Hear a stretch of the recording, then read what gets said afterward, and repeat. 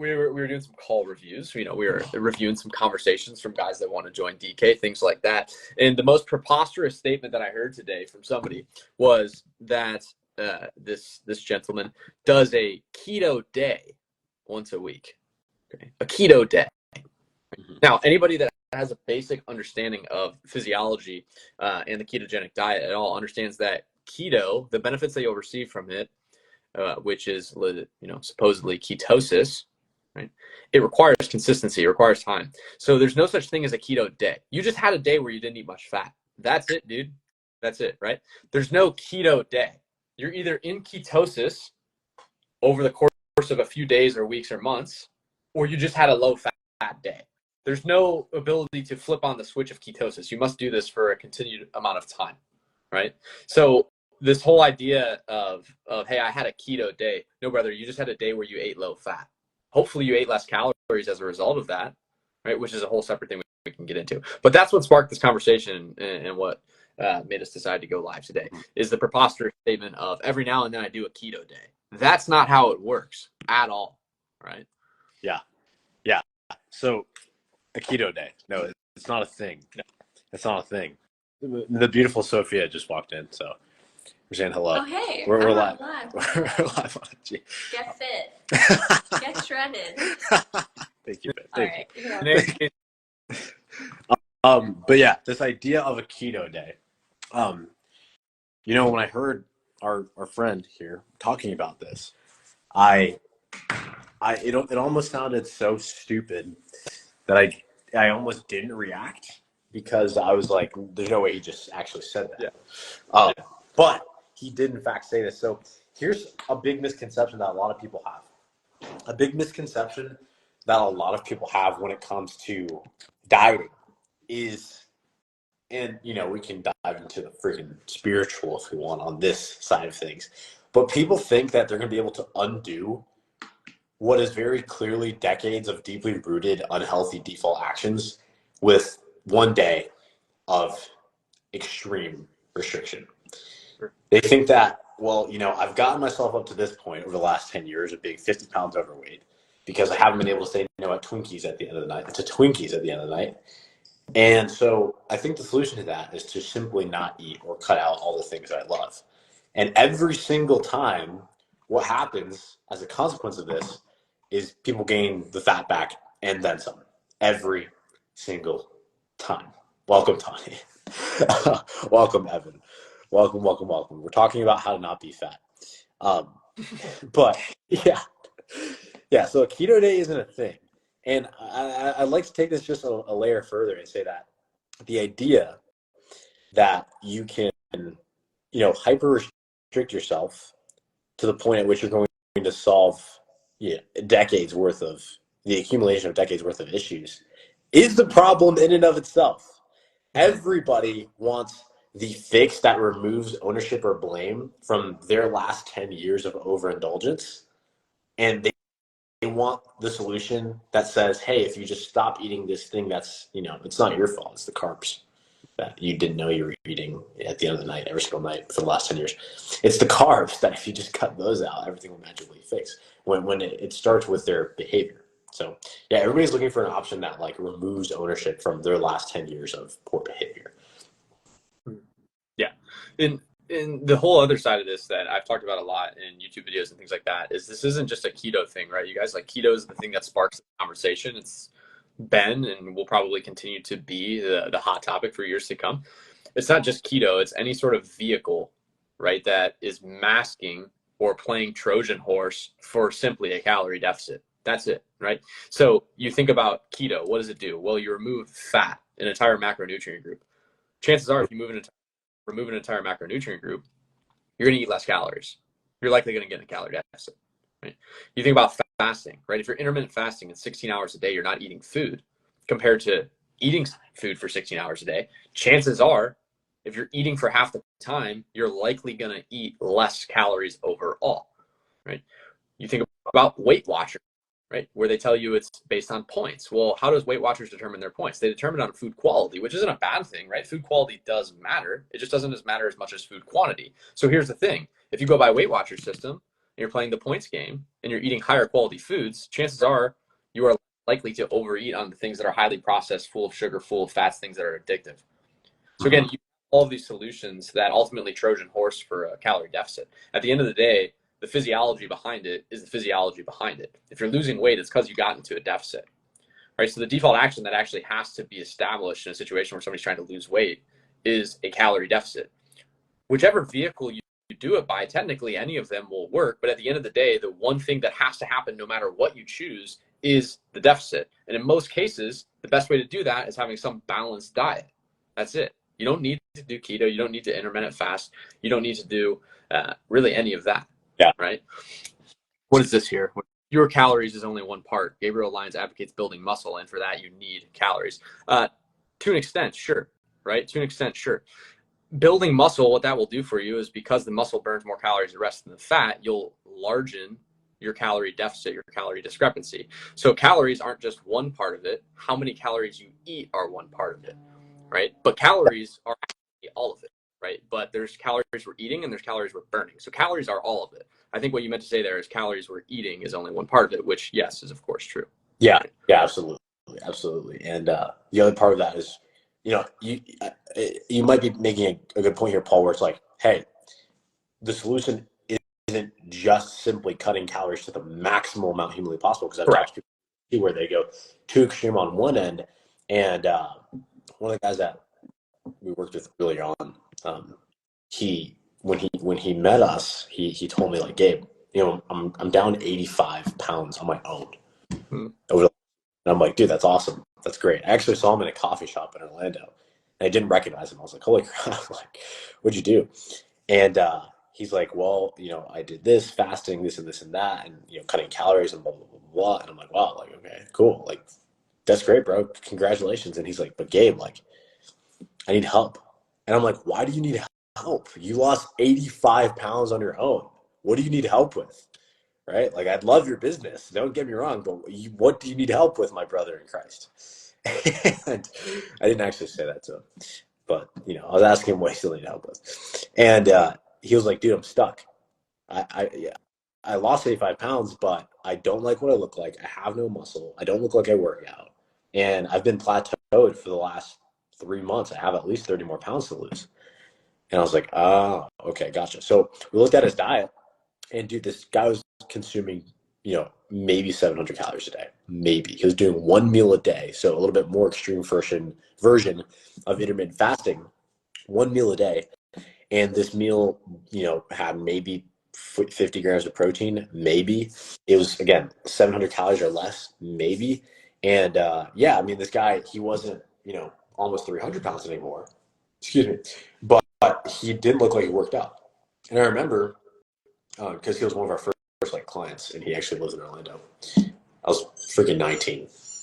I went out to do a workout with him in person, and we came back to his apartment, and he lives in Baldwin Park, actually, by the way. Just funny story. Anyway, we came back to his apartment, and he's asking me, like, hey, can you take progress pictures of me? And I'm like, yeah, sure. Like, fine. And so he takes off his shirt, and I'm in his apartment taking progress pictures of him. And I'm 19. It's one of my first clients ever. Like, I don't really know this guy that well. I kind of knew of him, but not that well. And I'm like, trying to encourage him when we're looking at his progress pictures. I'm like, yeah, dude, you look great. Good job. And he, like, gets pissed, and he slams his freaking fist on the counter. I almost knocked over the phone there. And he's, like, pissed, and he starts cussing. He's like, fuck. I just dropped an F-bomb. Sorry, guys. Apologies. I'm praying that the Lord makes my mouth more wholesome, but that's just where I'm at. He's like, I don't look like I work out. I look like crap. And it was just crazy to me. I was like, dude, that sucks that he feels like the year of work that he had put in, the restriction that he had put himself through, the sacrifices he had made still didn't really amount to anything, because, yeah, he wasn't fat, but he definitely wasn't fit. And that's, what's up, John? Appreciate the love. Man, we love you too. That's like the downside of this hyper restriction that people get into, whether it's from thinking that they need to do keto or from going too hard on any of these extreme calorie cutting style diets. It always ends up with the person regretting it at the end. Mm-hmm. Yeah, and it's one of those things too where, like, technically if we want to get, again, physiological here, if you find yourself in a position where you are, say, 30 pounds or more overweight, we can do hyper restrictive calories, because quite literally what excess body fat is stored excess energy. That's why you can afford to do it. So when you take a person that's at a healthy body weight and you put them into some sort of extreme deficit, there's potential risk there, but it's because they're at a healthy body weight. If you're at an unhealthy body weight, you're overweight, it's literally stored excess energy. It's stored excess calories. It's what it is. So you can actually afford to go into a very restrictive calorie deficit. You can. Doesn't mean you should, not necessarily, right? Because the goal is the long-term sustained success of it, right? It's not the short-term, let's lose it really quick. You can do that, right? If you're somebody that's fighting or doing jujitsu or something like that and you need to cut quickly, sure, it's an option. But most people aren't trying to do that. Most people are trying to do a longer-term solution where they actually keep it off. Ricky, what's up, brother? And if you're going to do that, you need to actually consider the implications of what happens when you hyper restrict. Right? Yeah. And a lot of people don't. Right? Yeah. I think people underestimate that what you should be militant with on your fat loss journey, what you should be extreme about on your fat loss journey. What's up, Brittany? Britan. I can't read the name completely. I hope. Hey, brother. I think that's just Brittany, brother. Oh, cool. Welcome. But yeah, we're working on our English reading comprehension here. We know fat loss, but reading comprehension comes second. Anyway, people make a mistake on where they should be extreme. Mm-hmm. Extreme results, which, I mean, if you're in our world in any way, you probably want some sort of significant results. You probably don't want to be average by any stretch of the imagination. Extreme results do require an extreme strategy, but people place the extremism in the wrong thing. They place the extremism in how fast they're cutting these calories. They place the extremism on what food they're removing from their diet. What we should be extreme about is how consistent we are with the moderate changes, with the flexible changes. Welcome, Jonathan. We should be extreme about how consistent we are. We should be extreme about how measured we are in that approach. We should be extreme about how much we want this to be sustainable. That we should be extreme about. Be extreme about, oh, I'm not allowed to eat carbs whatsoever. Okay. Yeah. One of this isn't even physiological potential downsides to over restriction or removing carbs, which is just not necessary physiologically, but it's also the social implications of this, right? Like if you remove carbs, even in the best case scenario, if you did get fit, you would be trading your fitness for any social connection over food ever again, right? So get fit, but now you're revoking your ability to be able to have a glass of wine with your wife. You're revoking your ability to be able to, go have pizza night with the kids or whatever it may be. And so now you've made this trade. And now you have this barter system in your mind where you're like, I either am fit or I enjoy my life.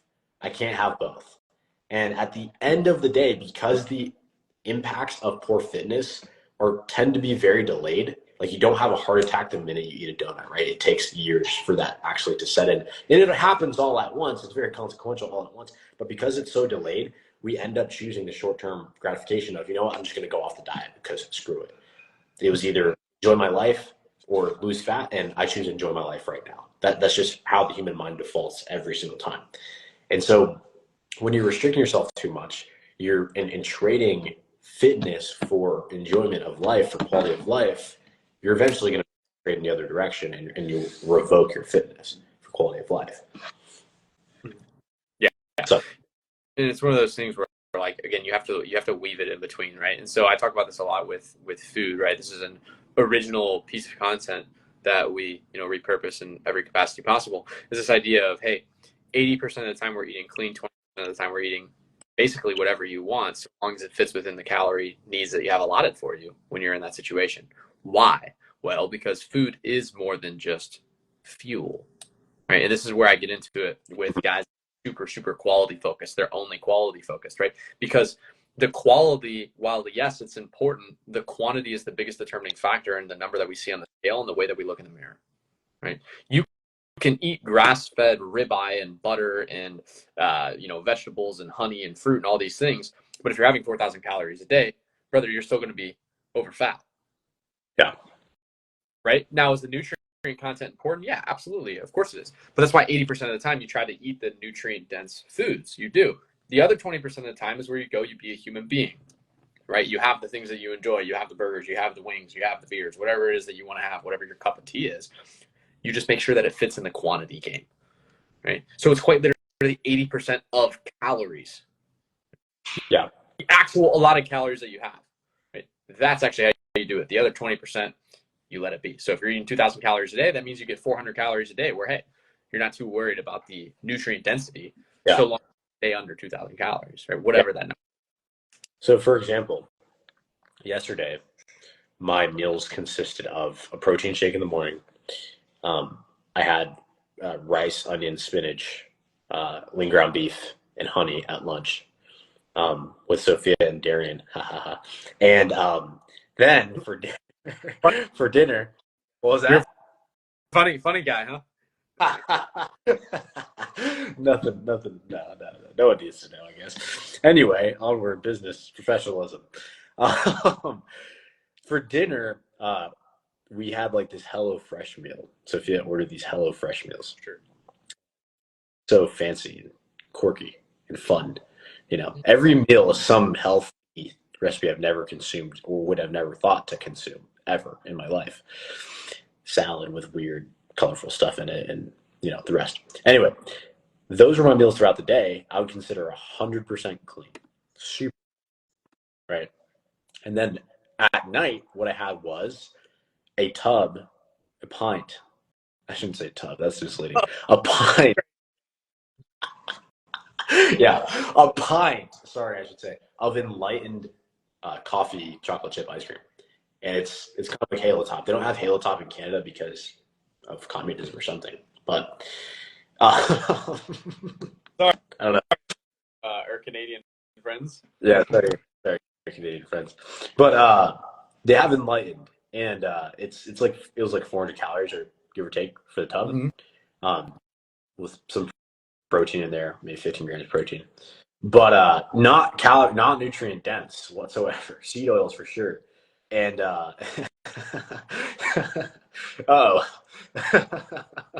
the bots are here, and for sure. yeah, and, Seed oils. it's funny because I don't even know what percentage of my calories were unclean, but these calories were unclean. They were unclean, quite literally unclean.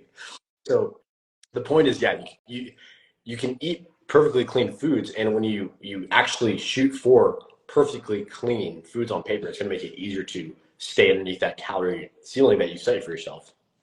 But there's nothing wrong in having the non-perfect, health ice cream at the end of the day, because it's still low calorie. In terms of the total quantity, it's not going to result in you having stored excess energy, which is, like you said earlier, the body fat. Yeah, and the other lens to look at this through is this idea of cheat meals, right? So people like to refer to these 20% meals as cheating, right? And I guess the reasoning behind that, and I've used this verbiage before as well, is because everybody knows what you mean when you say cheat meal, right? Everybody gets that vernacular. But the reality is, it's not the greatest thing to do to just constantly reference that as a cheat. Because if you're planning for it, you're not cheating at all. It's quite literally a tactical decision to stay as balanced as possible with the food that you're eating.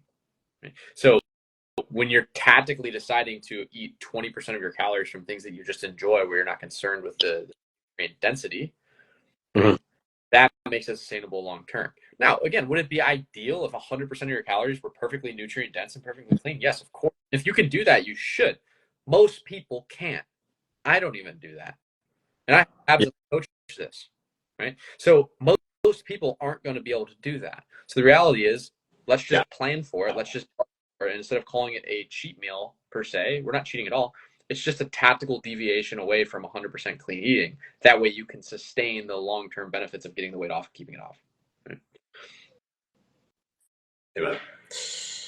Yeah.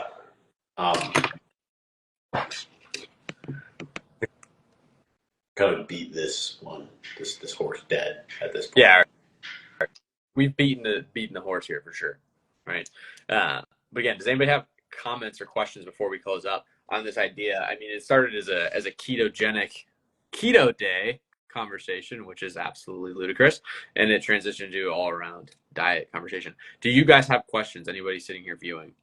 Our 5 super fans here. Yeah. Has anybody here tried keto? Tried cutting carbs at some point? I'm not gonna shame you. I know we just slandered keto for 3 minutes. Yeah, nobody wants to be that guy that raises their hand now after just slaughtering 25 minutes. Yeah. No, but I mean, the big lesson is, like you said earlier, keto is a Trojan horse for a caloric deficit.